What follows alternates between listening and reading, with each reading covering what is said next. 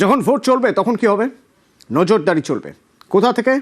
না সিও থেকে নজরদারি চলবে। কন্ট্রোল রুম খোলা হবে সেখানে রাজ্যের 294টি কেন্দ্রেতেই নজরদারি চলবে। ভোটে সতর্ক কমিশনের কন্ট্রোল রুমে ট্রায়াল রান হলো। যে যে অ্যাসেম্বলি কনস্টিটিউয়েন্সি এবং যে যে বুথ সেন্সিটিভ সেটার উপর আলাদা নজরদারি চালানোর জন্য সেগুলো আলাদাভাবে আমরা প্রোগ্রাম করব। ডিস্ট্রিক্ট ইলেকশন অফিসার, অবজারভার তাদের ফিডব্যাক নিয়ে কোন কোন বুথগুলো স্পর্শকাতর সেগুলো আইডেন্টিফাই করে সেটা এগুলো সমস্ত নাকা পয়েন্ট বা লাইন সার্ভিলেন্স অ্যাক্টিভিটি সেটা ওরা কন্টিনিউয়াস রেকর্ড করে আমাদের কাছে পাঠাচ্ছে। আর যেহেতু প্রতিটা বুথে ভেতরে এবং বাইরে দু জায়গাতেই ক্যামেরা থাকবে, বাইরের ক্যামেরা দিয়ে আমরা দেখতে পাবো যে লাইন ঠিক আছে কিনা, সেখানে কোনো অসুবিধে হচ্ছে কিনা, কোনো গন্ডগোল হচ্ছে কিনা, এবং সেই যদি কোনো রকম সমস্যা হয় তাহলে সংশ্লিষ্ট কুইক রেসপন্স টিমকেও খবর দেওয়া হবে। এই মুহূর্তে আমরা যেখানে দাঁড়িয়ে রয়েছি তা হচ্ছে মুখ্য নির্বাচনী আধিকারিকের যে দফতর রয়েছে সেই দফতরের একেবারে উপরের ফ্লোরে, এবং এখান থেকে কিন্তু কন্ট্রোল রুম তৈরি করা হয়েছে এবং এই কন্ট্রোল রুমের মারফতে কিন্তু শহর কিংবা শহরের বাইরে এ রাজ্যের বিভিন্ন প্রান্তের যে ছবি সে ছবি কিন্তু উঠে আসবে এই কন্ট্রোল রুমের মারফতে। আমার ভিডিও জার্নালিস্টকে বলবো একটু ছবিটা দেখানোর জন্য। পিছনের যে কন্ট্রোল রুম, এখানে কিন্তু 200 জন মাইক্রো অবজারভার তারা কাজ করতে শুরু করে দিয়েছেন।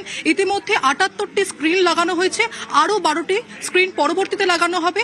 অর্থাৎ 90টি স্ক্রিনের মারফত কিন্তু সারা রাজ্যে ভোটের দিন কোথায় কি ঘটনা ঘটছে সমস্তটাই কিন্তু মনিটরিং করা হবে। এবং এই ক্যামেরায় যদি কোনো ধরনের সমস্যা হয় তাহলে সেখানে যে টিম থাকবে, মোতায়েন থাকবে, তাদেরকে পাঠিয়ে দেওয়া হবে স্পটে।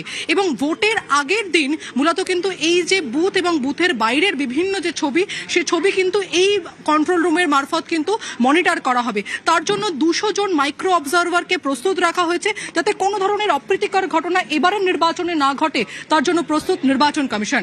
ক্যামেরায় প্রতুলের সঙ্গে প্রীতি, নিউজ 18 বাংলা, কলকাতা। এদিকে নির্বাচন কমিশন প্রস্তুত রাজনৈতিক দলগুলো চলছে জোর প্রচার। মমতা বন্দ্যোপাধ্যায় হাবড়ার সভা থেকে নিশানা করলেন বিজেপি বামেদের।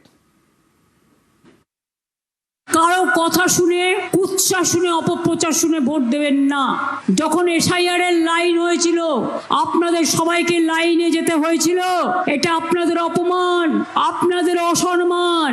আজও অনেক মানুষের ভোট কেটে দিয়েছে, এর বদলা নেবেন কি নেবেন না?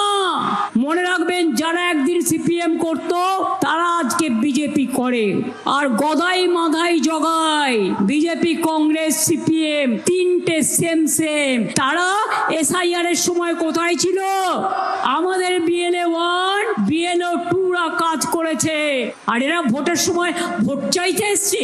মানুষের অধিকার রক্ষা করার সময় ঘুমিয়ে থাকে, তখন কি বসন্তের কোকিল হয়ে যায়?